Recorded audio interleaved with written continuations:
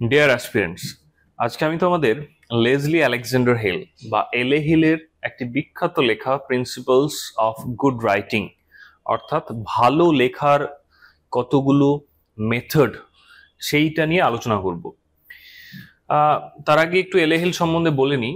এলে হিল কিন্তু actually ELT expert ছিলেন, ইংলিশ ল্যাঙ্গুয়েজ টিচিং, এবং তিনার বেশিরভাগ কাজ যেসব স্পিকাররা ইংলিশকে মানে তাদের নেটিভ ল্যাঙ্গুয়েজ নয়, যেসব স্পিকারদের কাছে ইংলিশ হচ্ছে অ্যাডপ্টেড ল্যাঙ্গুয়েজ, সেই সব স্পিকারদের উদ্দেশ্যে ইংলিশটা তারা কি করে আরো ইমপ্রুভ করবে সেই বিষয়ক তিনি অনেক লেখা লিখেছেন। এবং আজকে আমাদের এই পার্টিকুলার এসেটা নেওয়া হয়েছে তারই একটি বিখ্যাত লেখা 1969-এর। আজকের আমাদের এই পার্টিকুলার লেখাটি নেওয়া হয়েছে তারই একটি বিখ্যাত লেখা 1969-এর আ প্রিলিউড টু ইংলিশ, এই পার্টিকুলার বইটি থেকে। তাহলে চলো আমরা মূল টেক্সটটি এবার আলোচনা করি। দেখো, প্রিন্সিপালস অফ গুড রাইটিং বা এলে হিল, আমরা মূল টেক্সটটি লাইন বাই লাইন তো আলোচনা করবোই, কিন্তু একটা জিনিস তোমরা নিশ্চয়ই এখানে দেখতে পাচ্ছ যে introduction to writing, clear thinking leads to clear writing. এই যে একটা হেডিং দেওয়া রয়েছে, এটা কিন্তু থ্রু আউট দ্য এসে মানে টেক্সটের মেন হেডিং নয়, কিন্তু এটা তোমাদের সুবিধার্থে এটা আমি একটা তৈরি করেছি যে তাহলে তোমাদের পার্টিকুলার এসেটার পজিশনটা বুঝতে সুবিধা হবে যে কোন পয়েন্টটা কোন জিনিসকে রিপ্রেজেন্ট করছে। ওকে, তাহলে এসের শুরুতেই আমরা একটা জিনিস দেখতে পাবো যে আমাদের যিনি এসিস্ট এলে হিল, তিনি কিন্তু এসে লেখা মানে তিনি কিন্তু ইংরেজি লেখা যে ব্যাপারটা সেই ব্যাপারটার দিকে হাইলাইট করছেন যে ইংরেজি লিখতে গেলে কি কি প্রবলেমের সম্মুখীন হতে পারি।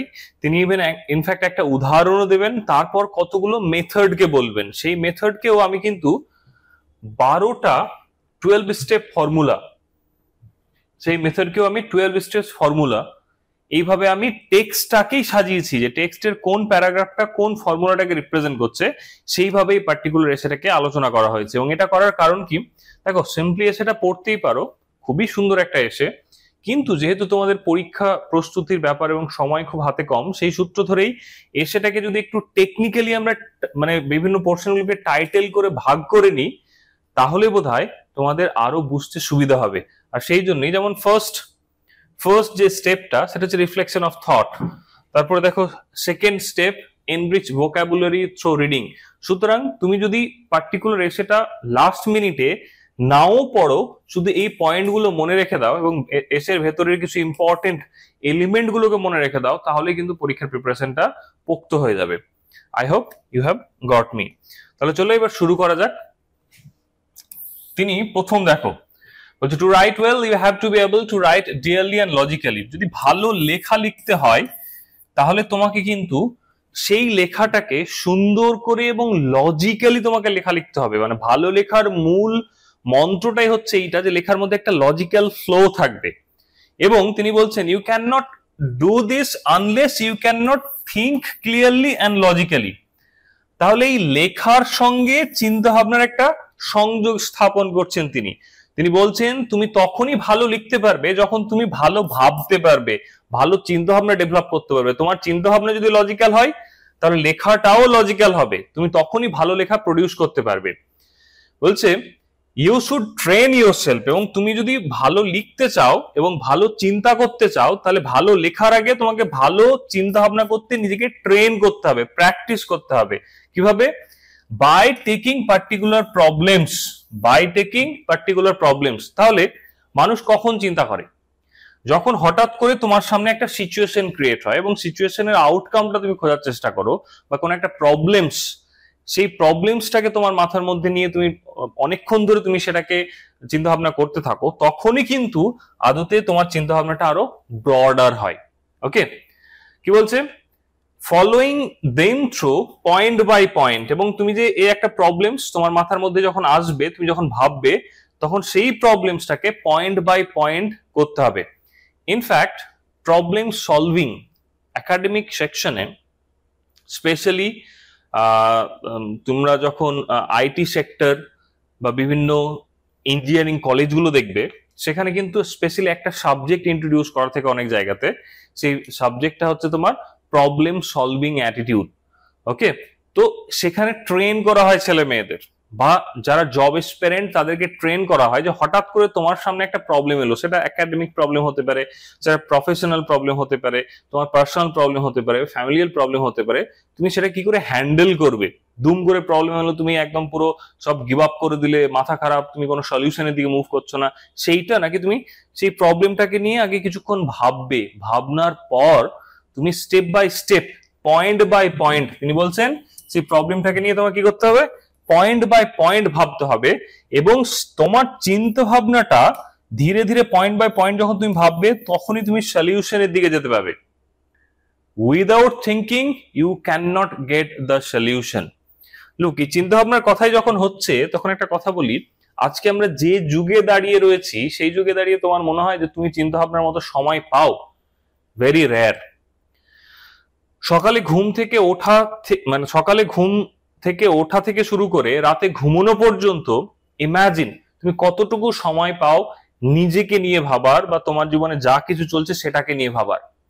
যখন ধরো তুমি একা আছো তখন তোমার সঙ্গে মোবাইল ফোনটা আছে, আর তোমার মোবাইল ফোন যখন তুমি অন করছো তখন তোমার মোবাইল ফোনে রিলস চলছে, ইনস্টাগ্রামে রিলস চলছে বা ইউটিউবে রিলস চলছে বা কোনো একটা ভিডিও চলছে। তুমি যখন ঘুমোতে যাচ্ছ তখনও তুমি তোমার চিন্তন শক্তিটাকে ডেভেলপ করছো না, তখন আমরা কি করছি, হয়তো একটা অডিও স্টোরি বা একটা গান শুনছি আমরা, আর সেটার ফলে কি হচ্ছে, সেটার ফলে আমাদের যে একটা ইন্ডিপেন্ডেন্ট থট প্রসেস, আমাদের থট প্রসেসটা এখন কে কন্ট্রোল করছে? আমাদের থট প্রসেস কন্ট্রোল করছে 30 সেকেন্ড একটা রিলস, 10 মিনিটের একটা ইউটিউব ভিডিও। আমরা কিন্তু কখনোই আজকের যুগে দাঁড়িয়ে, আজকের জেনারেশনে একটা বিশাল বড় প্রবলেম যে we are not able to think logically, neither logically not dearly. না নিজের জন্য চিন্তা ভাবনা করতে পারছি, না অন্যের জন্য চিন্তা ভাবনা করতে পারছি। তাহলে যখন আমি ভালো চিন্তা ভাবনা করব না তখন ভালো লেখা প্রডিউস হবে না, এটাই স্বাভাবিক অ্যাকর্ডিং টু এলে হিল। এবং এটা খুব practical. Those who are the students of literature, they can relate themselves with this idea. You cannot detach yourself from this idea. If you think that you just go through a particular text and you will start writing it, no. Read the text, you have to think about the text, you have to think about every aspect and element of the text, then only you can produce a particular good portion of the text. Got it? তো তিনি প্রথমেই একটা suggestion দিলেন। কি suggestion? যে তোমাকে যদি ভালো লিখতে হয় তাহলে ভালো চিন্তা ভাবনা ডেভেলপ করতে হবে। তারপরে তিনি একটা এক্সাম্পল দিচ্ছেন, খুব সুন্দর, মানে খুবই লজিক্যাল একটা এক্সাম্পল দিচ্ছেন। কি দিচ্ছেন? বলছে you may take the problem. বলছে তুমি একটা প্রবলেমের কথা ভাবো। কি problem? What do mean when I say that I am a free person. বলছে যখন আমি বলি যে আমি একজন স্বাধীন চেতা মানুষ, আমি স্বাধীন মানুষ, এটার মানে কি? তাহলে এখানে প্রবলেমটা কি? প্রবলেমটা তিনি অ্যাড্রেস করছেন কিভাবে দেখো। And then try to find a solution along something like the following lines. তোমাকে একটা প্রবলেম দিয়ে দেওয়া হলো, একটা স্টেটমেন্ট দিয়ে দেওয়া হলো। স্টেটমেন্টটা কি? তোমাকে বলা হলো তুমি স্বাধীন। তারপর এবার কতগুলো প্রবলেম তুমি সেটার উপর ভাবো। নেক্সট কতগুলো স্টেটমেন্ট তিনি দিচ্ছেন। তিনি বলছেন am I free to do anything?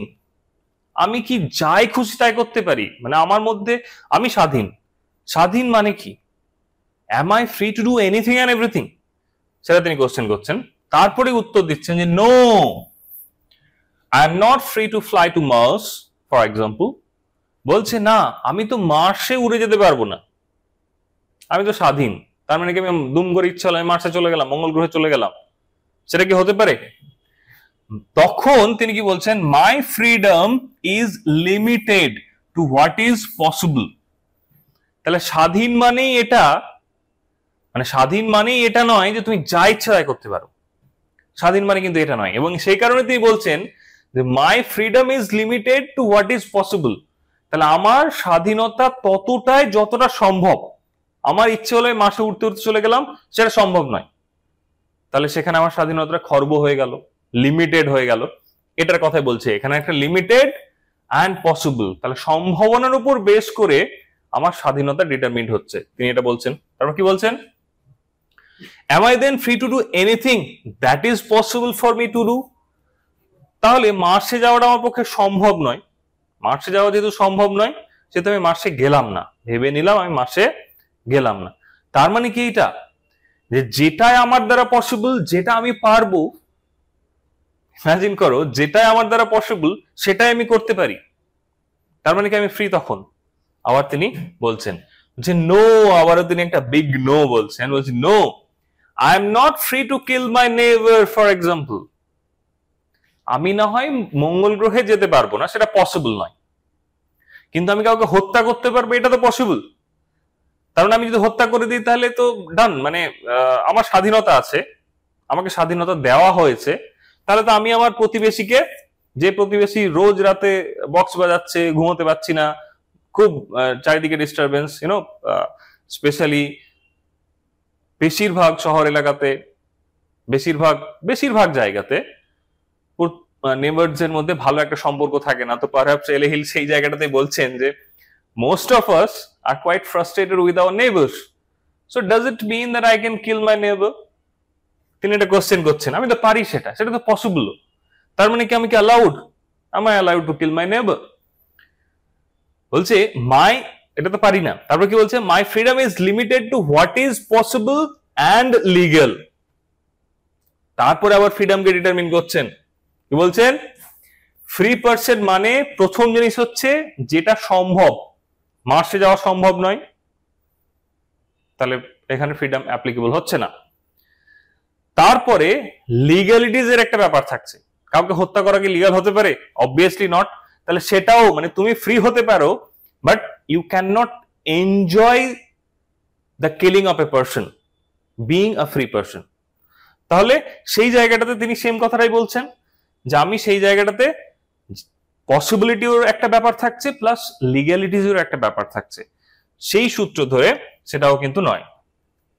বলছে my freedom is therefore limited to what is possible and legal unless limitations to my freedom, because if I were free to do harm, and under these conditions I would have less chance of freedom than if and everybody else accepted certain legal limitations on our freedom in order to protect the latter against the arbitrary interference by others, etc. মানে তিনি বলছেন যে আমরা প্রত্যেকেই free একটা limited অ্যাটমসফিয়ারে, একটা limited কন্ডিশনসে, মানে ফ্রিডম কামস উইথ রেসপন্সিবিলিটি, প্রত্যেকে রেসপন্সিবল। মানে আমি আমার ফ্রিডম, আমি I have the freedom does it mean অন্য কারো বাঁচার স্বাধীনতাকে আমি খর্ব করব, বা অন্য কেউ ফ্রি বলে সে আমার বাঁচার স্বাধীনতাকে খর্ব করবে, এটা কিন্তু নয়। তো সুতরাং আমরা পার্টিকুলার এই এসেটার ফার্স্ট সেকশনটাতে কি দেখলাম, ফার্স্ট সেকশনটাতে দেখলাম যে পার্টিকুলার এসেটিতে আমাদের যিনি এসিস্ট এলে হিল, তিনি কিন্তু একটা ক্লিয়ার থট প্রসেসের কথা বলছেন, যে তুমি যদি ভালো চিন্তা ভাবনা করতে পারো তাহলে ভালো লিখতে পারবে, তিনি এটার কথা বলছেন। প্লাস তিনি একটা প্রবলেমকে অ্যাড্রেস করছেন, এবং ভালো চিন্তা ভাবনা করার জন্য তিনি প্রবলেমস এর কথা বলছেন, যে কোনো একটা প্রবলেমসকে নিয়ে তুমি লজিক্যাল স্টেপ বাই স্টেপ ভাবতে থাকো। যখন তুমি লজিক্যাল স্টেপ বাই স্টেপ ভাবতে থাকবে, তখন তুমি সেটার মাল্টিপল বা ডাইভার্স কতগুলো কন্ডিশনস পেয়ে যাবে, এবং সেখান থেকে তুলে নাও যে কোনটা তোমার জন্য সুবিধা হবে, কোনটা তোমার এক্সপ্রেস করতে ভালো লাগবে, বা তোমার কোন এক্সপ্রেশনসটা রিডারদের কাছে ওয়েল অ্যাকসেপ্টেড হবে, সেই ব্যাপারটার পেছনে তুমি ছোট। এটা তো গেল, তিনি একটা কন্ডিশনস দিলেন। এবার তিনি থ্রু আউট দ্য এসে তিনি আমাদের যারা ইংলিশ ল্যাঙ্গুয়েজটা যাদের কাছে সেকেন্ড ল্যাঙ্গুয়েজ, প্রথমেই বললাম যে তিনি ইএলটির এক্সপার্ট ছিলেন, ইংলিশ ল্যাঙ্গুয়েজ টিচিং এর এক্সপার্ট ছিলেন। তো যাদের কাছে ইংলিশ ল্যাঙ্গুয়েজটা সেকেন্ড ল্যাঙ্গুয়েজ, তাদের লেখাটা কিভাবে ইমপ্রুভ করবে, তারা ইংলিশে কি করে ভাববে, সেই ব্যাপারটা নিয়ে তিনি 12 স্টেপস ফর্মুলা বলছেন। দেখো এখানে আমি একটা কথা বলে রাখি, অনেকেই আমাকে জিজ্ঞেস করো স্যার ইংলিশ স্পিকিং ইংলিশ যেটা, বা ইংলিশ কমিউনিকেশন কি করে এস্টাবলিশ করবো, whether it's written English or verbal language, কিভাবে ইমপ্রুভ করব, এটা অনেকেই তোমরা জিজ্ঞেস করো বলো। একটা কথা বলি, ইংলিশ ল্যাঙ্গুয়েজকে ইমপ্রুভ করার ফার্স্ট যে রুল, স্পেশালি তুমি যখন কারোর সঙ্গে কথা বলতে চাইছো, তখন you have to think in English, এটা কিন্তু মাথায় রেখো। মানে ফর এক্সাম্পল, তুমি হয়তো বাড়ি থেকে বেরিয়েছো, তুমি মনে মনে ভাবছো একটা রিক্সার ওয়েট করছো, তুমি মনে মনে ভাবছো কি ব্যাপার, রিক্সাটা আসছে না কেন এখনো। বা হঠাৎ করে হয়তো বৃষ্টি নামলো, ঝমঝম করে বৃষ্টি নামলো, তুমি মনে মনে ভাবছো যা তেরি কি বৃষ্টি নেমে গেল। এই যে তুমি মনে মনে যা তেরি বৃষ্টি নেমে গেল বা কি ব্যাপার রিক্সাটা এখন আসছে না কেন, এটা যে তুমি বাংলাতে ভাবছো, বাংলাতে ভেবো না, সঙ্গে সঙ্গে তুমি ট্রান্সফার করে দাও বাংলাটাকে ইংলিশের দিকে। You have to start thinking in English to improve your communication English. এটা কিন্তু ফার্স্ট রুল। এটা গেল একটা দিক। দ্বিতীয় দিক, আমাদের ল্যাঙ্গুয়েজের 4টে স্কিল রয়েছে বা 4টে স্টেপ রয়েছে। স্কিল অফ ল্যাঙ্গুয়েজ যখন আমরা বলি, যে 4টে স্কিলের ওপর বেস করে তুমি তোমার ইমপ্রুভমেন্টটা করতে পারবে। সে 4টে স্কিলস তুমি অ্যাডপ্ট করতে পারো বা কল্পনা করতে পারো একটা বাচ্চা জন্মানো থেকে শুরু করে সে যেভাবে ভাষাটাকে অ্যাডপ্ট করে। ফর এক্সাম্পল, যখন একটা বাচ্চা জন্ম নেই তারপর থেকে সে কিন্তু শুনতে থাকে, শোনার উপর তার বেশি ফোকাস করে, বিভিন্ন ভাবে সে শোনে।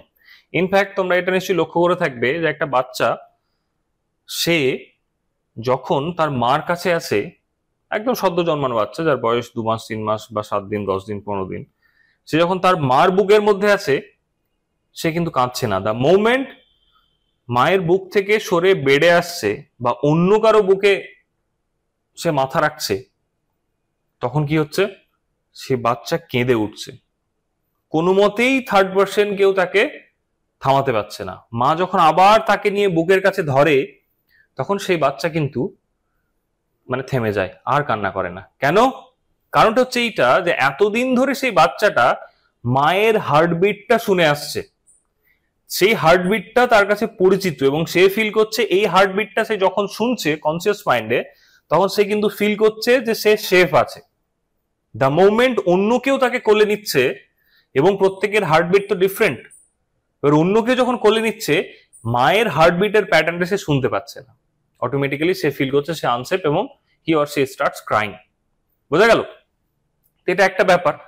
তো প্রথমে যে কোনো ভাষা অ্যাডপ্ট করার আগে তোমাকে শুনতে হবে খুব মন দিয়ে, একটা বাচ্চা ছেলের মতোই।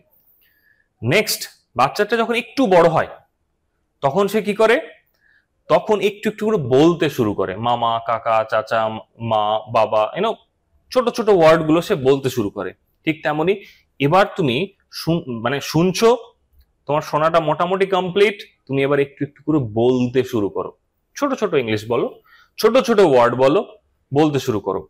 তারপরে যখন বাচ্চাটা আরেকটু বড় হয়, যখন 4 বছর তার বয়স, তখন কি করো, তুমি একটা ধারাপাত বা কোনো একটা ইংলিশ বই সেটা ধরিয়ে দিয়ে তাকে পড়তে শেখাও, রিডিং, এ বি অ আ হ্রস্ব ই দীর্ঘ ই, এগুলো পড়তে শেখাও। তারপরে যখন বাচ্চাটা অক্ষরগুলো চিনে যায়, তখন সে আরেকটু যখন বড় হয়, তখন তুমি করো কি, স্লেটের মধ্যে তাকে তুমি অ আ হ্রস্ব ই দীর্ঘ এগুলো লিখতে শেখাও। তাই তো? তাহলে আমরা কি পেলাম? ল্যাঙ্গুয়েজের 4টে skill, listening, speaking, reading and writing. এই 4টে এলিমেন্টকে যদি আমরা অ্যাডপ্ট করতে পারি, তাহলে আমরা যে কোনো ল্যাঙ্গুয়েজের উপর একটা ইনডেপথ কমেন্ট কিন্তু ডেভেলপ করব। বোঝা গেল? আর ইংরেজির ক্ষেত্রে বলছো, ইংরেজি তো অ্যাকচুয়ালি আমাদের আজকের দিনে খুবই সহজ হয়ে গেছে। তুমি ভাবো তো, সকালবেলা থেকে রাত্রে ঘুমানো পর্যন্ত তুমি অর্ধেক কথা ইংরেজি দিয়ে বলছো। একটা ছোট্ট উদাহরণ দিই। ভাবো সকালবেলায় তুমি ঘুম থেকে উঠলে, তোমার ঘুমটা ভাঙলো, ফার্স্ট কি করো? ধরো আমি আমার রুটিনটা বলছি।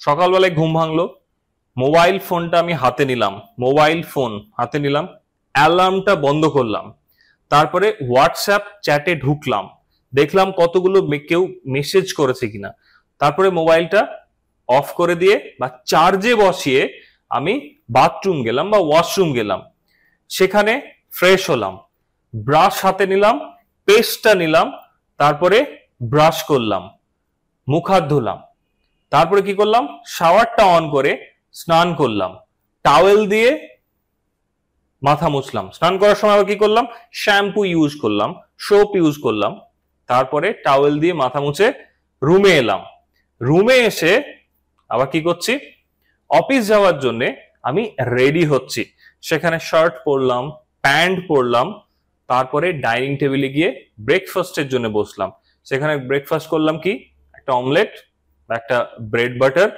বা 1 কাপ চা, সেটা আমি পান করলাম।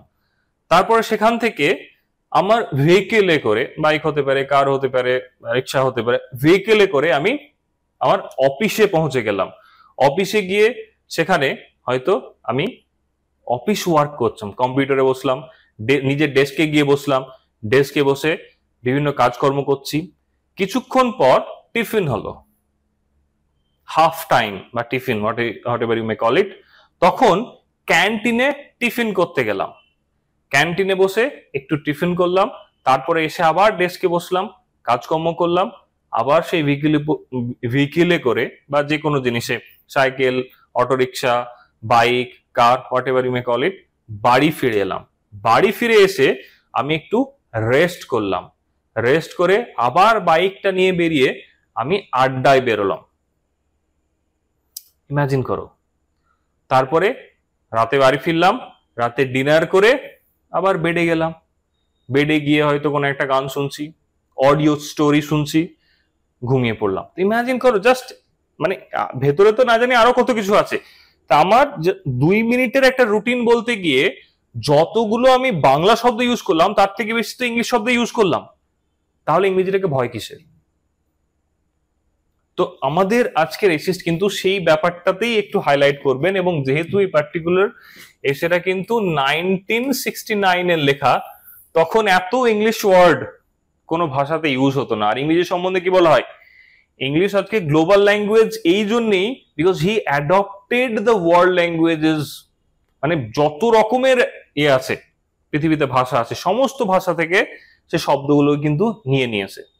ওকে, যাই হোক, তাহলে তোমাদের এই বোঝার তাগিদে আমি আজকের এই পার্টিকুলার এসেটাকে 12 স্টেপ ফর্মুলাতে ভাগ করে নিয়েছি। ফার্স্ট দেখো, ফার্স্ট স্টেপ, এটা কিন্তু টেক্সটেরই, মানে মূল টেক্সটটাকে আমি ভাগ করেছি। দেখো, ফার্স্ট স্টেপ হচ্ছে reflexes of thought. At first, you may find clear step-by-step thought very difficult. You may find that your mind continually wanders, but practice will improve your ability to think clearly and logically. মানুষের জীবনে সব থেকে বেশি যদি কঠিন কোনো কাজ হয় আজকের যুগে দাঁড়িয়ে, 21st সেঞ্চুরিতে দাঁড়িয়ে, তাহলে কিন্তু এইটা যে আমরা চিন্তা ভাবনা করতে পারি না। হোয়াটসঅ্যাপে একটা মেসেজ এলো, সেটাই যেন ভেবে নিলাম যে সেটাই অন্তিম সত্যি। হোয়াটসঅ্যাপ ফরওয়ার্ডিং থেকে কোনো একটা এলিমেন্ট এলো, সেটাকে অন্তিম সত্যি। আমরা ক্রিটিক্যালি ভাবতে পারি না যে আমার কাছে একটা মেসেজ এলো, মেসেজটাতে যা কিছু বলা আছে প্র্যাকটিক্যালি সেটা সম্ভব কি সম্ভব নয়। ফেসবুকের পেজে একটা কোনো কিছু দেখলাম, ইনস্টার পেজে একটা কোনো কিছু দেখলাম, হোয়াটসঅ্যাপে বা ইউটিউবে কোনো একটা কিছু দেখলাম, দুম করে সেটাকে অ্যাডাপ্ট করে নিলাম। আমাদের মধ্যে কিন্তু ক্রিটিক্যাল থটের যে ব্যাপারটা সেটা কিন্তু হ্রাস পেয়ে যাচ্ছে। আমরা ক্রিটিক্যালি ভাবছি না, আর ক্রিটিক্যালি ভাবছি না বলেই কিন্তু আমরা ভেড়ার পালের মতো কোন একটা ট্রেন্ডকে ফলো করছি, কোন একটা ইডিওলজিকে ফলো করছি। এর আগের দিন ডাকলিং থ্রাস পড়াতে গিয়ে, ডাকলিং থ্রাস বলছি, স্ট্রেঞ্জ মিটিং পড়াতে গিয়ে বলা হয়েছিল না যে there are some ideologies which seems to be weak but presented as strong. তো somehow আমরা স্টেপ বাই স্টেপ থট প্রসেসটাকে কাজে লাগাতে পারছি না বলেই কিন্তু আমাদের প্রবলেম। তুমি যদি ভালো লেখা লিখতে চাও যে কোনো ব্যাপারে, তাহলে কিন্তু তোমার মধ্যে এই ক্লিয়ার কাট থটটাকে ডেভেলপ করতে হবে।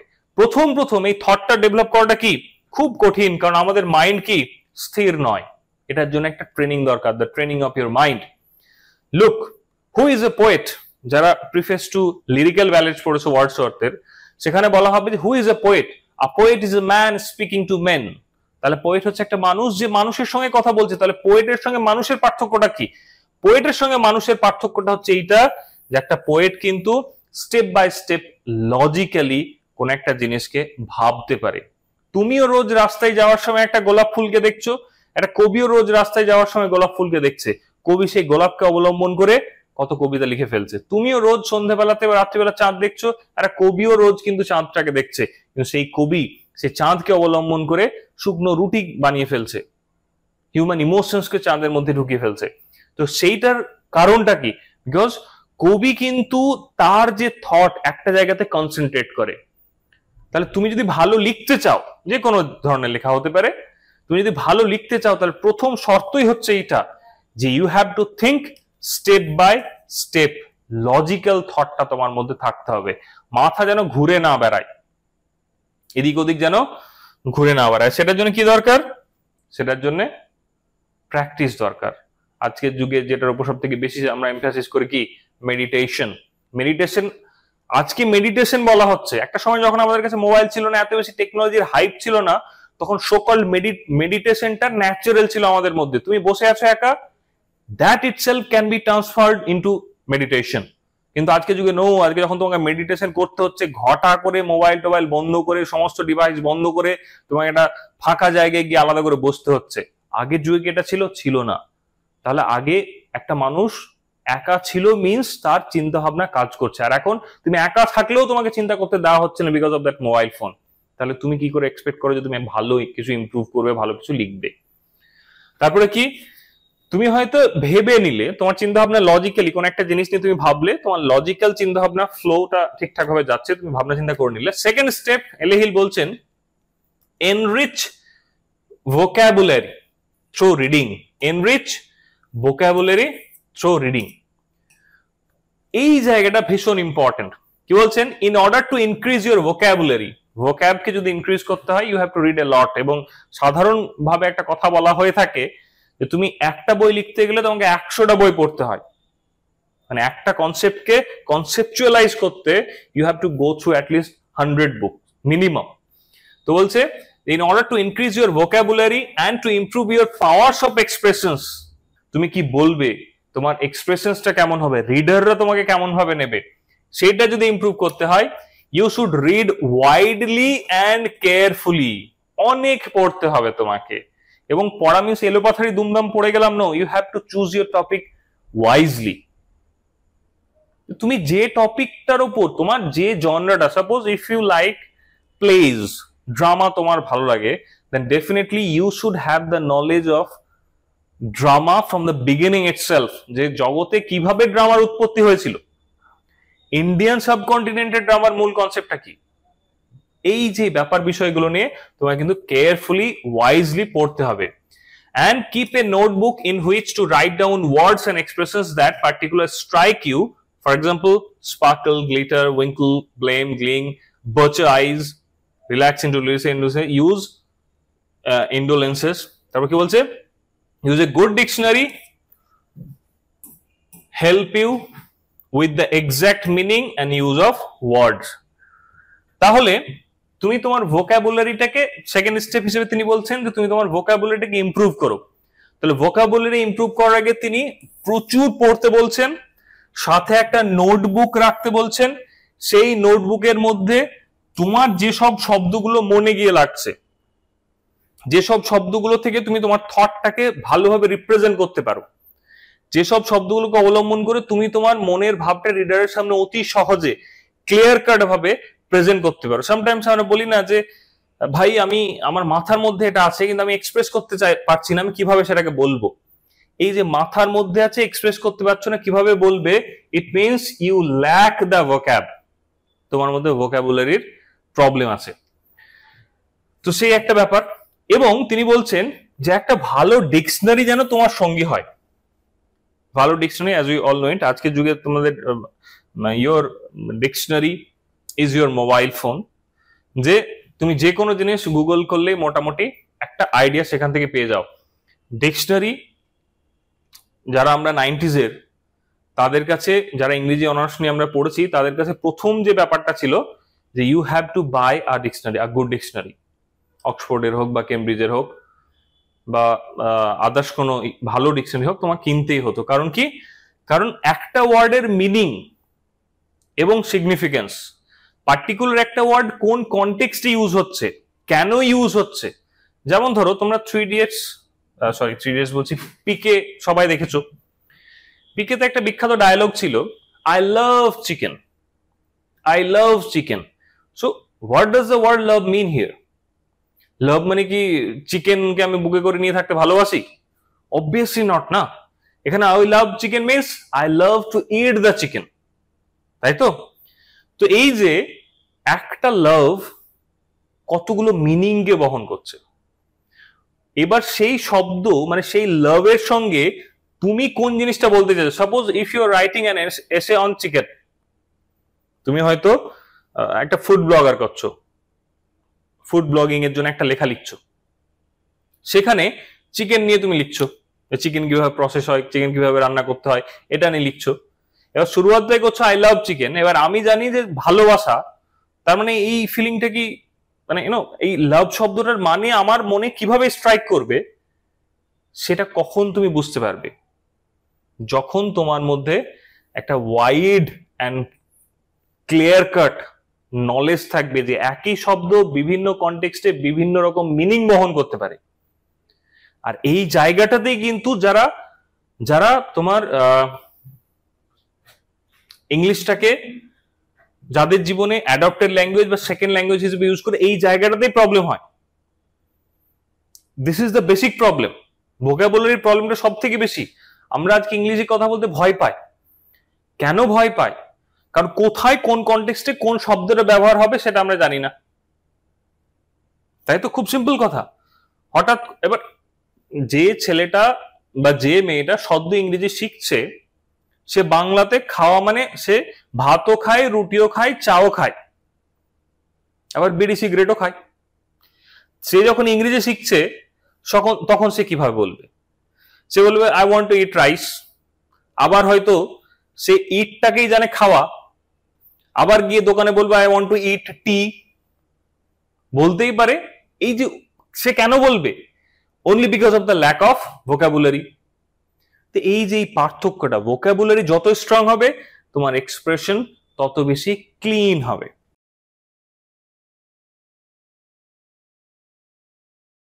এই ধরনের এডুকেশনাল ভিডিও আরও দেখতে চ্যানেলটিকে সাবস্ক্রাইব করে এলিট পরিবারের মেম্বার হয়ে যাও।